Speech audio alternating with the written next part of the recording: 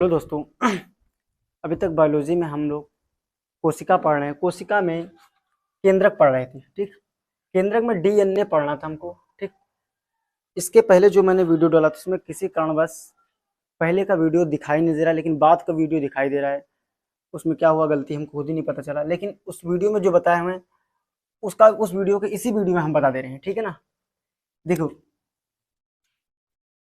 सबसे पहले जो कोशिका को खोज किया तो रॉबर्ट हुक ने किए थे। रॉबर्ट हुक मृत कोशिका की खोज किया था। मृत कोशिका को निफ्रेसिस कहते हैं। जीवित कोशिका को एंटोनी वान ल्यूवेनहॉक ने किया था, ठीक। जीवित कोशिका की खोज करने के कारण इन्हें फादर ऑफ बैक्टीरियोलॉजी कहा जाता है। रॉबर्ट हुक ने मृत कोशिका की खोज की थी, इसीलिए उनको फादर ऑफ साइटोलॉजी कहा जाता है। कोशिका का अध्ययन साइटोलॉजी कहलाता है, ठीक। ये सब बार बार बार याद रखिएगा। कोशिका का अध्ययन क्या कहलाता है? साइटोलॉजी कहलाता है। लेकिन पूरे जीव विज्ञान का पहले जो जनक माना जाता था उसे अरस्तु को माना जाता था, लेकिन बाद में जीव विज्ञान को दो भागों में बांट दिया गया, जूलॉजी एवं बॉटनी।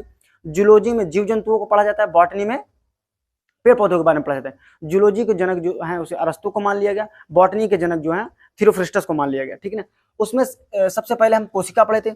मानव एवं सभी सजीव की जो सबसे छोटी एवं क्रियात्मक इकाई होती है वो होती है कोशिका। कोशिका से मिलकर हम लोग बने। जिस प्रकार से पदार्थ है परमाणु से मिलकर बना होता है, उसी प्रकार से कोशिका से हम लोग मिलकर बने हुए। पूरा जीव जंतु सजीव पूरा बना हुआ मिलकर बना हुआ है। सबसे छोटी कोशिका होता है माइक्रोप्लाज्मा, सबसे बड़ी कोशिका होती है शुतुरमुर्ग के अंडे में होती है, ठीक है ना।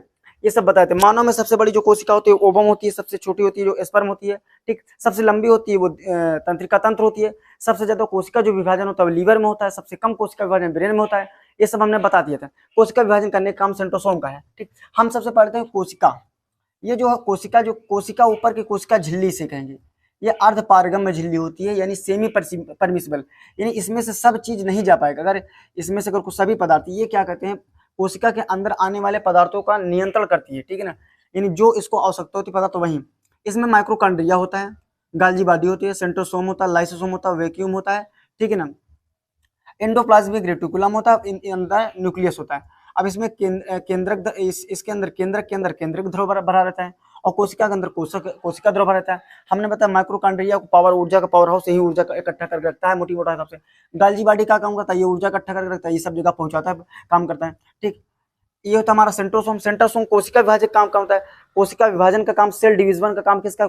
सेंट्रोसोम को है। फिर उसके बाद है लाइसोसोम है। लाइसोसोम के पास जल अपघटक एंजाइम रहता है, यानी एसिड इसमें भरा रहता है। कोई कोशिका अगर इसमें से खतरनाक काम करते सबको जला कर नष्ट कर देता है, ठीक। वैक्यूम, ये राजधानी होता है, इसके पास जल एकत्रित रहता है, जल संचित रहता है, ठीक। इसमें क्या होता है कि ये कोशिका द्रव है, और केंद्रक के अंदर जो भरा रहता है वो क्या रहता है? केंद्रक द्रव भरा रहता है, ठीक। ये एंडोप्लाज्मिक रेटिकुलम है, ऊपर स्मूथ होता है, नीचे रफ होता है। इस पे क्या कहते हैं कि फैट बनता है, नीचे क्या कहते हैं राइबोसोम रहता है, राइबोसोम प्रोटीन बनता है। 70s 80s उस वक्त बताए थे हम, ठीक। अब आगे देखते हैं, ये जो केंद्रिका होती है इसमें छोटा छोटा सा झिल्ली पाया जाता है ताकि इसके अंदर भी जाता रहे, ठीक है ना। इसमें एक क्रिमिटिन धागा होता है। क्या होता है? क्रिमिटिन धागा। क्रिमिटिन कोशिका न्यूक्लियस के अंदर क्रिमिटिन धागा होता है।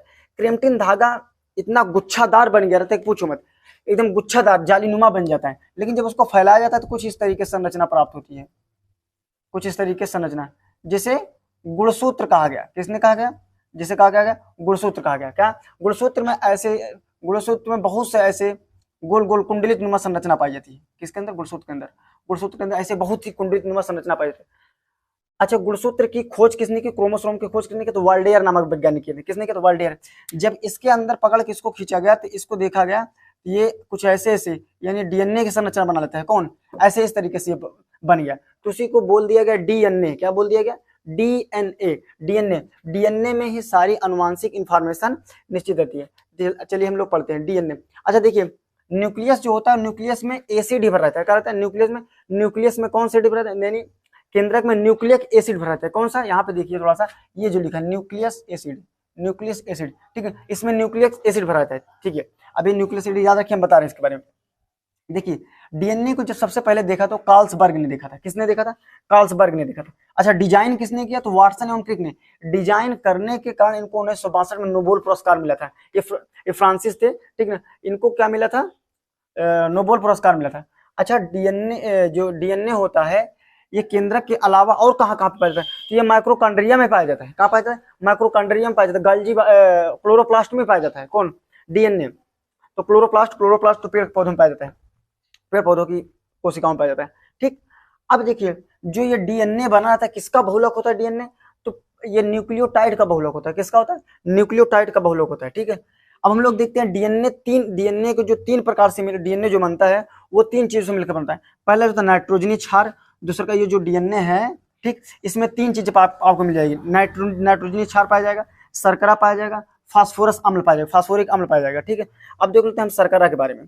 ठीक, इसमें नाइट्रोजन बेस रहेगा, शर्करा रहेगा और आर्थोफास्फोरिक अम्ल रहेगा, यानी फास्फोरिक अम्ल रहेगा। ठीक, ये दोनों को हटाइए, अब हम लोग इसमें पढ़ते हैं। देखिए नाइट्रोजनी क्षार में जो मिलेगा आपको प्यूरिन एवं पिरिडीन मिलेगा। क्या मिलेगा? प्यूरिन एवं पिरिडीन मिलेगा। ठीक, प्यूरिन क्या मिलेगा कि एडेनिन एवं ग्वानिन में बटा रहेगा। किसमें? प्यूरिन में क्या मिलेगा? एडेनिन एवं ग्वानिन। ठीक, और पिरिमिडीन में क्या मिलेगा? साइटोसिन एवं थायमिन। क्या मिलेगा? साइटोसिन एवं थायमिन। याद रखिए यहाँ पे आप अगर उसकी संरचना देखेंगे तो जो डबल बॉन्ड एवं ट्रिपल बॉन्ड इसमें बनता है, देखेंगे अगर उसमें एटीजीसी लिखा रहता है, अगर अच्छे से देखेंगे इसमें दिखा नहीं पाएंगे हम, अगर बुक में देखिएगा तो जो एटीजीसी यानी इसमें क्या होता है कि एडेनिन एवं थायमिन में डबल बॉन्ड रहता है। कौन सा? एडेनिन एवं थायमिन में डबल बॉन्ड, ग्वानिन एवं साइटोसिन में ट्रिपल बॉन्ड रहता है। ठीक है ना, इसको याद